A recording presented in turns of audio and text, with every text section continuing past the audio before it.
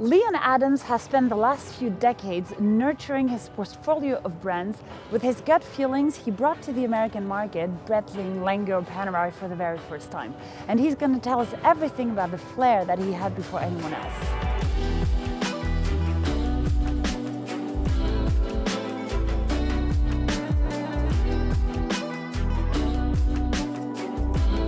So we are back to the Cellini's retailer story with Leon Adam, and I'm very excited to hear. I mean, it's kind of a humble answer to give, even though you have become the master to this ultimate destination. How do you think you were able to keep Cellini, here we're in 56th Street and Park Avenue, as the ultimate destination in New York City for watches, pivoting towards independence, which is the biggest thing right now? Basically, I think what happened was about more or less 7 or 8 years ago. So not too long ago. Yes, long ago. Prior to COVID, there was a very big influx of the major watch brands opening boutiques within the New York City marketplace. And at first it was, told to us that we would coexist together and so on and so forth, and business went on as usual. But as time went on, we saw it becoming more difficult to do business with certain brands because many products were no longer offered to us, or limited editions were made that were pretty mainstream product that we had no access to. That's what they call the boutique exclusives. Right, boutique exclusives were one thing, but then it started evolving into the basic general collection. Parts of the general collection were now no longer offered to us. Whether they didn't make enough or the boutiques needed to capture business to warrant them doing the business, they needed to have special pieces for themselves.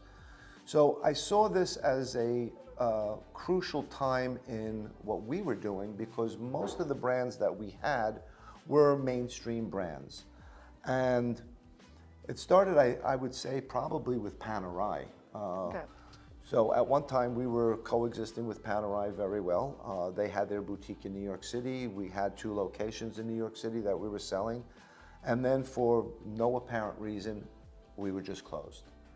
And so we lost that brand.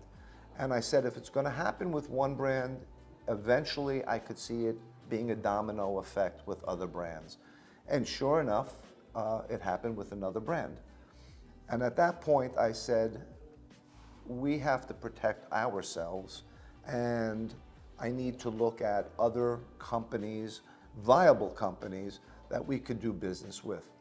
And being the major watch companies had a conglomerate of brands, we needed to look outside those companies and find some viable independents. Now, we did carry and still carry many of those independents, but we just expanded our footprint. But is that because when brands like AP and RM, which were the 2 bigs who decided to go vertical in order to basically control and own the entire inventory, was there, when you saw that shift, did you ever fear that something was going to happen and you could be out of business within the next few years, or you knew you'd find a solution and it was natural that you pivoted towards independence? It was a little of both. I mean, we did carry Richard Mille and we did carry AP, but I'm even going back prior to them pulling out of our establishment and opening their own boutiques. I'm talking about boutiques that existed prior to them opening their boutiques. Okay. Some of these boutiques were either owned by the LVMH group or the Richemont group, and these companies all of a sudden, after doing business with them for many, many years, for no apparent reason, we were closed. So to protect ourselves and moving forward, I thought the next best thing was do business with them while we can, and let's bring in and start carrying and expanding our independent brands. And many brands such as de Bethune we've carried for 20 years, but brands such as Romain Gaultier or Kari Voutilanen or the Grunfeld brothers, these were brands that were relatively new to us within the last, say, 5 years or 6 years. I did this as kind of a safety mechanism, not knowing what would happen with the other brands. And eventually my prediction was correct, because lo and behold, all of a sudden a brand like Lange Söhne, which we brought in 25 years ago, just closed us. Or Vacheron Constantin, which we had for many, many years, closed us. And I think this is the trend that these companies, it's natural progression for them. They want to go completely vertical. So to protect myself, we brought in other brands, and I'm very happy we did.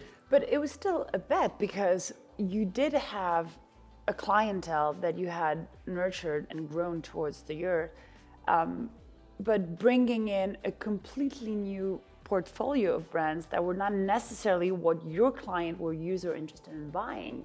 Did your clientele change, or did it evolve because you educated them into a new watch spectrum, if I can say? No, you're like how you're smiling. You're 100% right. Actually, it was a blessing in disguise, because everything is about timing. Yeah, no, but our existing clientele, who were buying Richard Milles and APs and Vacherons, we're also looking for something new and different.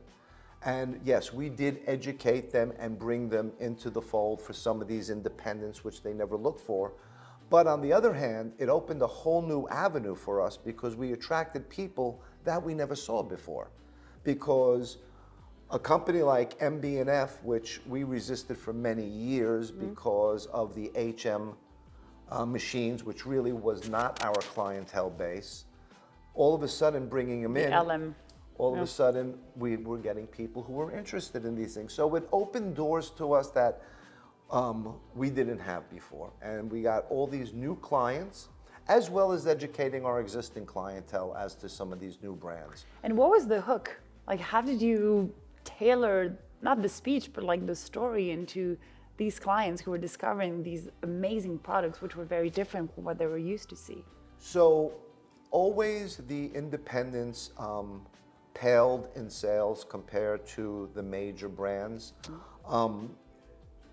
But I think when COVID happened, there was a perfect storm of people who wanted to acquire watches. There was a lot of money in the economy. People weren't working. People weren't traveling. Wives weren't shopping. So there was this excess amount of cash, that dispensable cash that people had. And due to the supply chain issues and the slowdown of production, the slight uptick in demand just was a feeding frenzy in the watch industry. Accelerated everything. It was, we've been doing this for over 40 years, and I've never seen the explosion that we saw during COVID in the wait time for product, the long list of people giving deposits for things that were coming down the pipe in 6 months or a year or 2 years. And our orders were literally off the charts. We couldn't even fill orders. In fact, we had to stop taking many orders because... That's a nice problem to have. Yes, but you also want to be able to deliver in a timely manner, and you don't want to keep people waiting too long either, because people do change their minds as well. And that did happen as well, by the way. But in general, I think that COVID really was a boom. A lot of people realize that there's other product out there besides the top brands that people are familiar with, such as Rolex or Patek Philippe, which are inherently have always been good investments and great retention of value. When you look at the prices that a Journe, a Bethune, and all the, you have probably one of the largest selection of brands when it comes to independent. Some of these brands are now getting really, really high in terms of secondary market. Not that we want to get into this, but it's an investment to buy a Rolex or a Patek, but independents now have become come quite a big space on the market too. I think what people don't realize is that prices of product, whether it's art or anything of value today, is rarity and scarcity is by quantity of product. Okay. And in general, most of the independents that are manufacturing watches today, a good part of them manufacture less than 300 watches a year for the world. And when you buy today a Kari Vroutlanian or you buy a Romain Gaultier, or you buy an MB&F or David Candau, you're buying a watch from the living watchmaker. Yeah. So you're buying a Rembrandt when Rembrandt painted it. And that's a nice thing to have. That's a really nice thing to have. And a lot of the people who've collected watches such as Audemars Piguet, they already own their 2, 3, 4, or 5 different Royal Oaks, and they're looking for something different, maybe something a little more exclusive. And exclusive doesn't necessarily mean it has to be more expensive, but it's a lot rarer when a company only makes 50 or 100 or 200 watches a year. And you're having a point, and it says that now the watchmakers are still alive. So when you have a client coming in, and that's probably one of also the answer or the response to why the Cellini store is still on the ultimate destination list when it comes to watches in New York, is you have a story to tell. You can feed them with emotion and excitement because you can have anecdotes and you can share things, and they can potentially even meet some of those designers, from Max to Felix to Denis Flageolet to all these men who are characters in their own. Oh, they are characters. No, and we do that. I mean, we do have annually, we have a Meet the Watchmaker event where we invite 3 to 5 different independent watchmakers. And we usually have a 2 or 3 day open house where you can come in, chat with the watchmakers, see if they have anything new that they want to represent.